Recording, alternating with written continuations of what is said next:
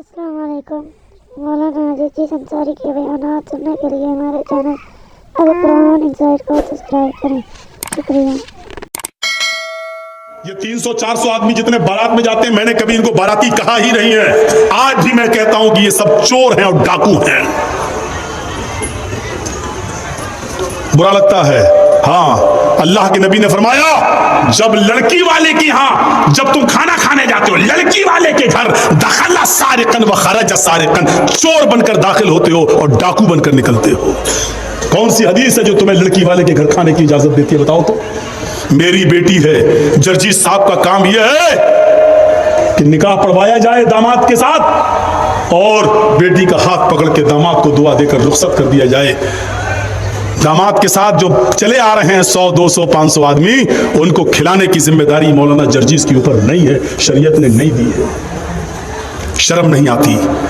खाते हो तो लड़की वालों के घर खाते हो, खाना चाहिए तो लड़के वालों के घर खाना चाहिए। वलीमा करो, कौन मना करता है? वलीमे में 100 आदमी की दावत कर रहा है, बारात में 500 आदमी ले जा रहा है।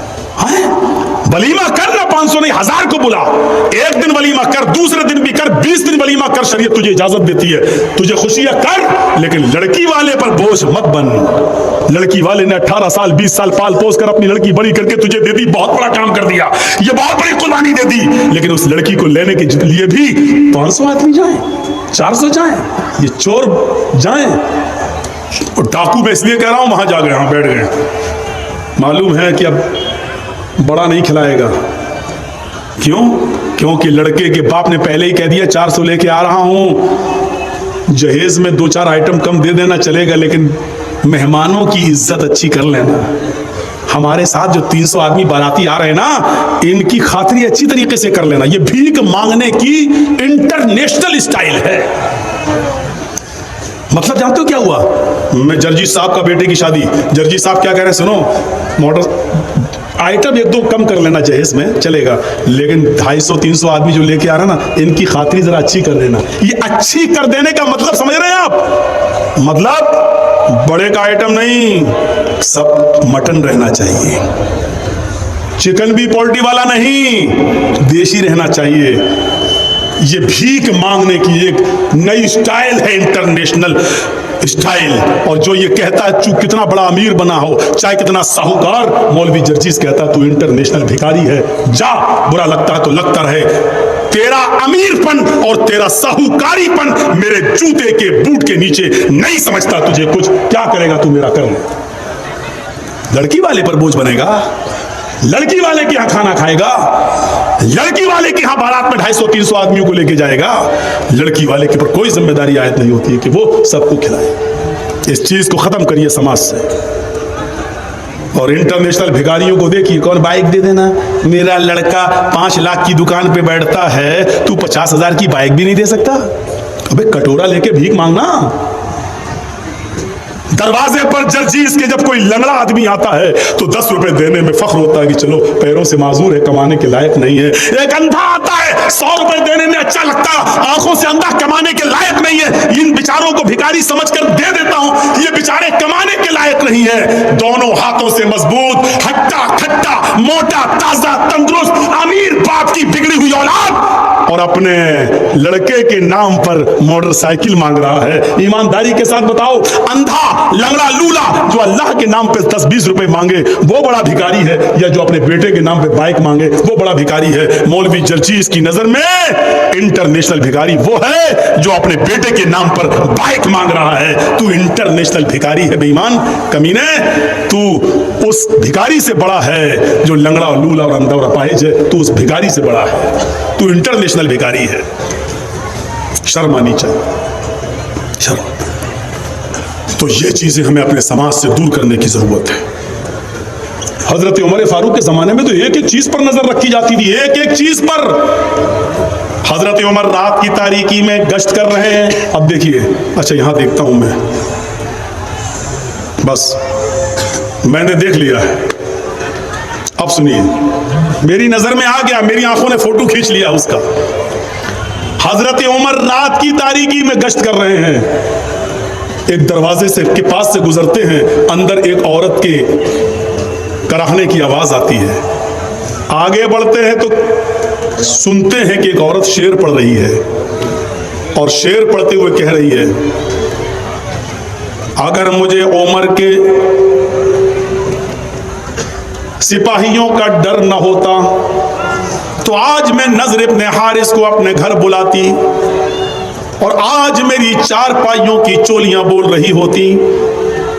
मुझे उमर का डर न होता तो आज नज़र इब्न हारिस से मैं अपने जिस्म की तस्कीन कर लेती, नज़र इब्न हारिस को बुला लेती और मैं उसके साथ अपना मुंह काला कर लेती, अपनी चारपाई की कुचुर मुड़वा लेती, उसकी आवाजें निकल जाती।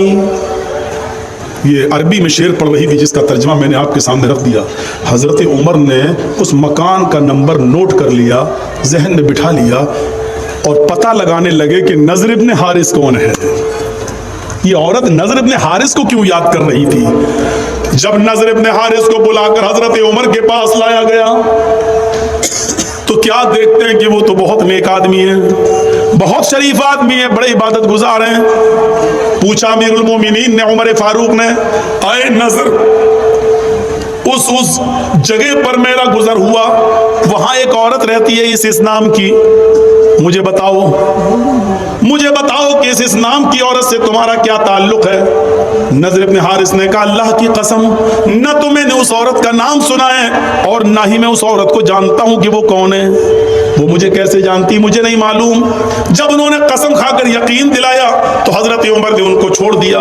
लेकिन हजरत उमर को बड़ा ताज्जुब हुआ कि नज़र इब्न हारिस ने के अंदर इस औरत ने क्या देख लिया है जो उनको याद कर रही थी। एक तरफा आग लगी हुई थी मोहब्बत की और कह रही थी कि अगर मुझे उमर का डर ना होता तो नज़र इब्न हारिस को मैं अपनी चारपाई पर बुलाती और आज मैं उसके साथ जिना करती, मैं उसके साथ मुकाला करती। अब हजरत उमर ने उस औरत को बुलवाया। जब वो औरत आई तो उससे पूछा, औरत, नज़र इब्न हारिस कौन है? पहले तो वो आनाकानी करने लगी, कौन नज़र? नहीं, मैं नहीं जानती। हजरत उमर ने अपने खादिम से कहा, कोड़ा निकालो, ये ऐसे जवाब नहीं देगी। जब हजरत उमर फारूक ने कोड़े को लहराया तो कहने लगी, बता रही हूं।